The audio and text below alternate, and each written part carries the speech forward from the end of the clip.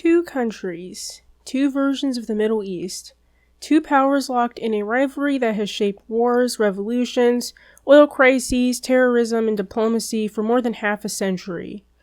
On the one side, the Islamic Republic of Iran, revolutionary, anti-Western, and determined to export its influences across the region. On the other side, Saudi Arabia, a conservative monarchy, guardian of Islam's holiest sites, and a longtime American ally. Their conflict has rarely been fought directly.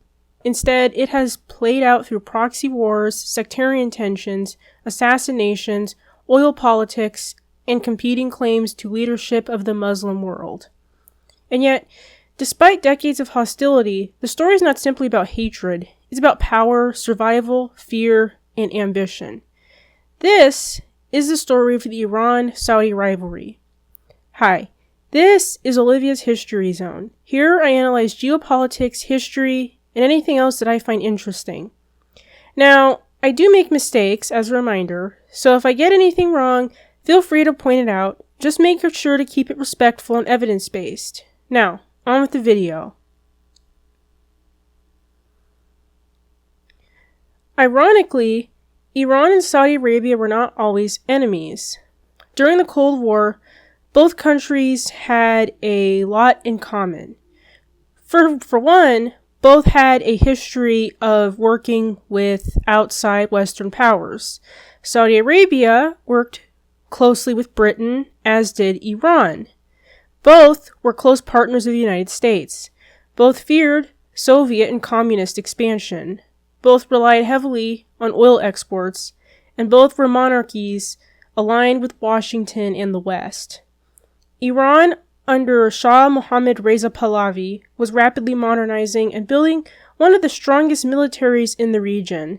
Saudi Arabia, during the same time, was becoming immensely wealthy from oil profits and steadily expanding its religious influence through Wahhabist Islam. The two states competed quietly for influence in the Persian Gulf, but they largely cooperated. Then came 1979, and everything changed. The Iranian Revolution overthrew the Shah and replaced the monarchy with an Islamic republic led by Ayatollah Ruhollah Khomeini. To Saudi Arabia's rulers, this was absolutely terrifying.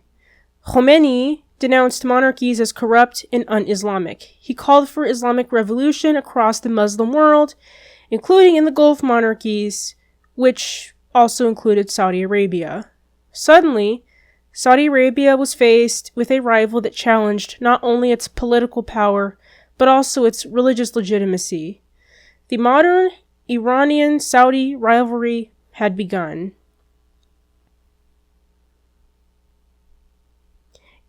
Just 1 year after the revolution, Iraq invaded Iran. The Iran-Iraq War lasted 8 brutal years from 1980 to 1988 and killed hundreds of thousands of people. Saudi Arabia officially stayed out of the conflict, but in reality, Riyadh strongly supported Saddam Hussein's Iraq financially and politically. Saudi leaders feared that if a revolutionary Iran won, the Islamic Republic might inspire uprisings among Shiite populations across the Gulf, especially in Saudi Arabia's oil-rich eastern province. Religion became central to the rivalry. Saudi Arabia saw itself as the leader of Sunni Islam and the custodian of Mecca and Medina. Iran positions itself as a defender of revolutionary Shiite Islam and resistance against Western influence. While Sunni Shiite divisions had existed for centuries, the rivalry between Tehran and Riyadh intensified and politicized those differences on a regional scale. By the 1980s, the Middle East was increasingly divided into competing camps. Then, tensions exploded in Mecca. In 1987, clashes erupted during the Hajj pilgrimage in Mecca between Iranian pilgrims and Saudi security forces. More than 400 people died, most of them Iranians, and the aftermath was absolutely disastrous. Protesters attacked Saudi diplomatic missions in Tehran, and Saudi Arabia severed relations with Iran. The rivalry had turned openly hostile. In the 1990s and early 2000s, relations occasionally improved. Iranian President Mohammad Khatami pursued dialogue with Saudi Arabia, and both countries cooperated cautiously on oil production and regional stability. But beneath the surface, competition remained intense. Then came three events that transformed the Middle East. First came the 2003 Iraq War, then came the Arab Spring, and then the Syrian Civil War. When the United States toppled Saddam Hussein in Iraq in 2003, it unintentionally strengthened Iran, which was supposed to be the opposite of what was meant to happen, as calculated by President George Bush at the time. But for the first time in centuries, Iraq's Shiite majority dominated the government, giving Tehran enormous influence in Baghdad. Saudi Arabia saw this as a geopolitical nightmare.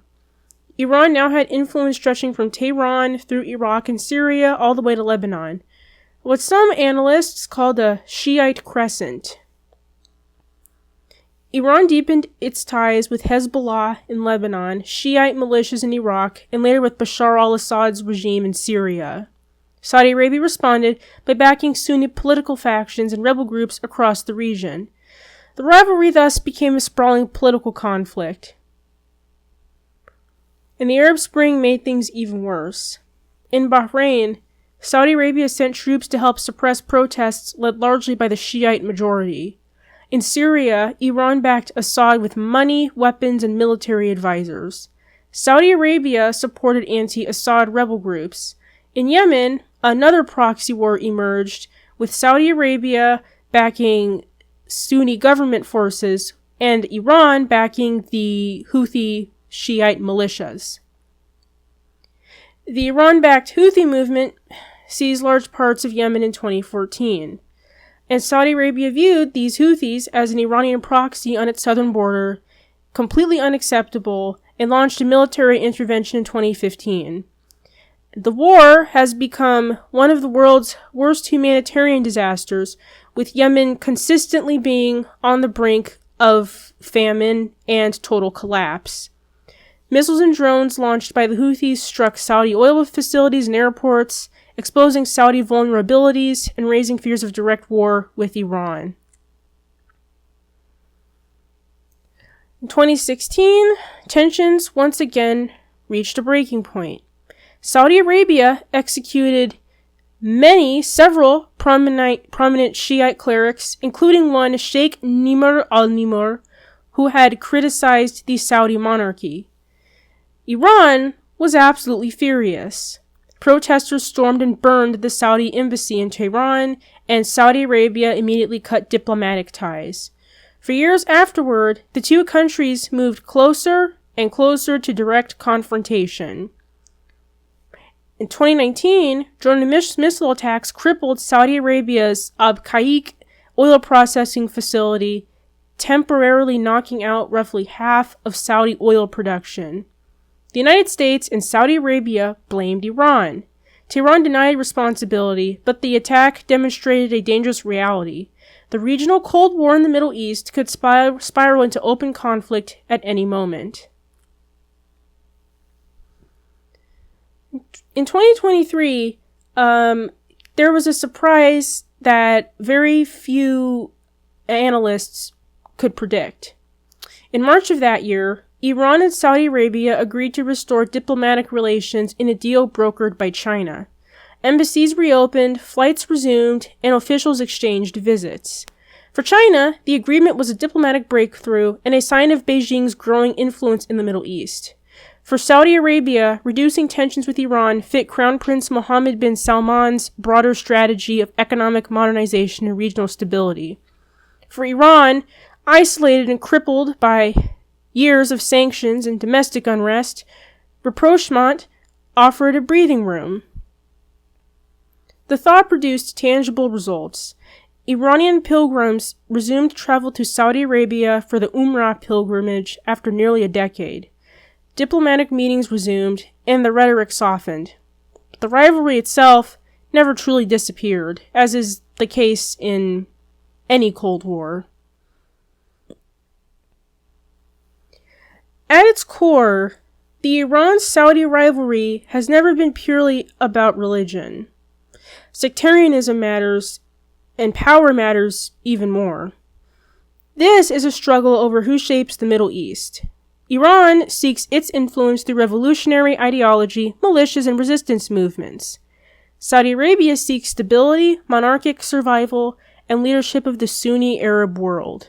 For decades, their competition fueled conflicts from Lebanon to Yemen, transformed regional politics, and pulled global powers into Middle Eastern crises. And it still is. The Yemeni conflict is still going on to this day, with seemingly no end in sight. And this war with the US and Iran continues to be heavily influenced by the feelings and preferences of Saudi Arabia towards Iran, particularly when it comes to the Strait of Hormuz. But both countries have also learned something important. Direct war between them could devastate the entire region. So today, the rivalry continues. Quieter, more cautious, yet still very much unresolved, as I have just mentioned.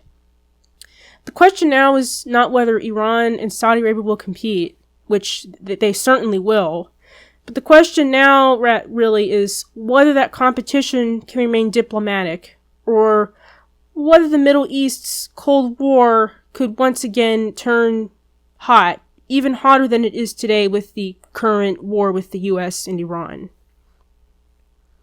Anyway, thank you for watching. If you found this video helpful and or insightful, like, subscribe, and leave a comment as to your thoughts below.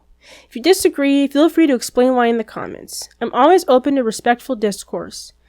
As for me, I'll continue to cover political and geopolitical issues with depth, context, and clarity. Also, if you have any video suggestions, let me know in the comments as well. Thank you.